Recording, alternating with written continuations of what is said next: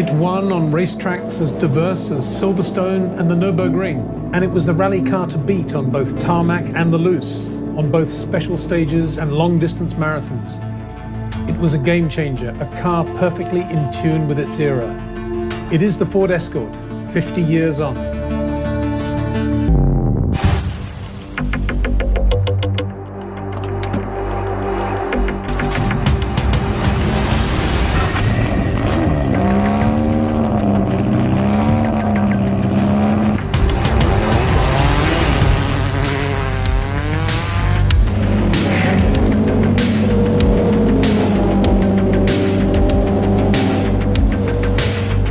Before the official announcement of the new model by Ford, unfortunately on the transit journey from Boreham to Byfleet, the sheet tarpaulin blew off the lorry and the whole secret was out for the world to see.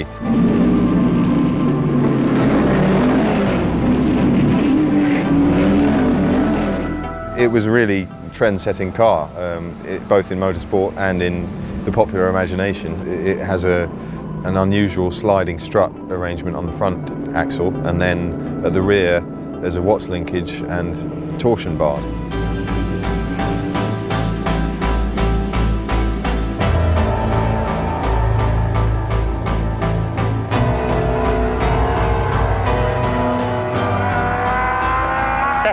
Up into fourth, flat in fourth, a little bit of opposite lock again. Braking hard for this left-hander. Stay out a bit. Tightens up a lot here. Down into second for the right-hander. Plenty of power. Slides nice out of this corner. 9,000 in second. Flat through this left-hander in third.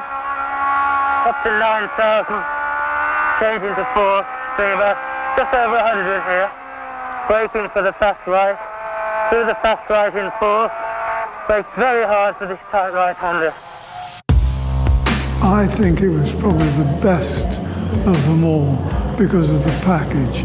The Mini was very good, the Cortina was slightly bigger. The Escort, if you're trying to design a package to be suitable for world rallying of any sort, you'd end up with an Escort.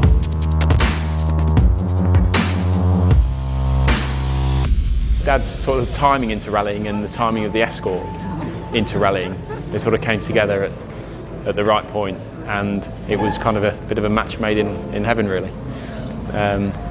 He loved the car, he loved driving it. I remember one of his quotes was he loves going berserk in the Mark I Escort. Then came the Mark II, a new, neater, faster Ford Escort that still captured the soul of the epic Mark I. It's an iconic car, there's no doubt about that. And it was a real kind of landmark car as well. It followed obviously from the Mark I, which was a great car in itself, but the Mark II really took that on to another level and won obviously the first ever Drivers' World Championship with Bjorn Valdegaard in '79. The car completely coincided with the arrival of commercial sponsorship. You only had to look around, you know, big names, British Airways. One of the best was Cossack. As all the fans know, to see an Escort going around a corner was to see super opposite lock slides.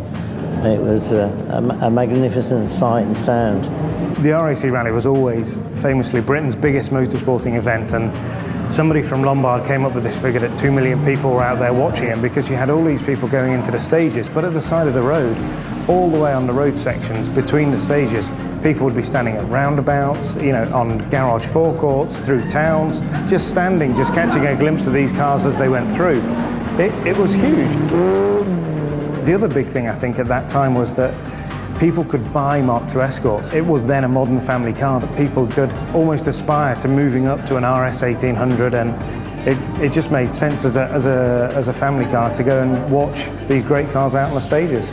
Roger Clark, just an all-time hero, and that was all because of essentially a Mark I Escort and then a Mark II. You know, Roger did all of the development work on the Mark I. He was kind of right at the heart of that car.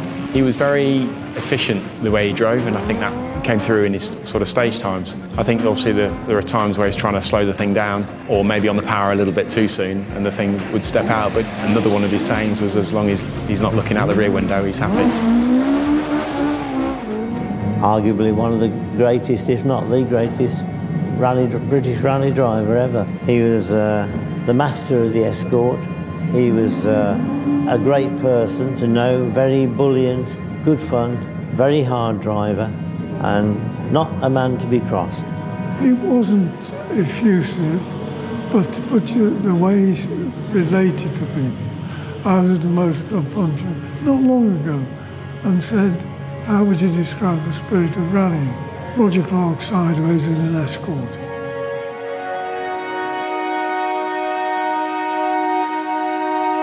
They were genuinely iconic cars, and I can't really think of cars coming along now. They're going to have the same impact in 50 years. With the Escort, it was very much part of you, and every sort of twitch and every time it sort of moved around, you felt everything. It would appear that for a creative operation like motorsport, there's some advantage in not having somebody looking over your shoulder all the time. I think to have 5 world champions behind me was nearly as good as winning the RSE. The inner arches from a Mark I Transit van, believe it or not, and came up with this package which Frank came over from the Tasman series to drive for the first time and must have, I would have thought, been quite impressed with.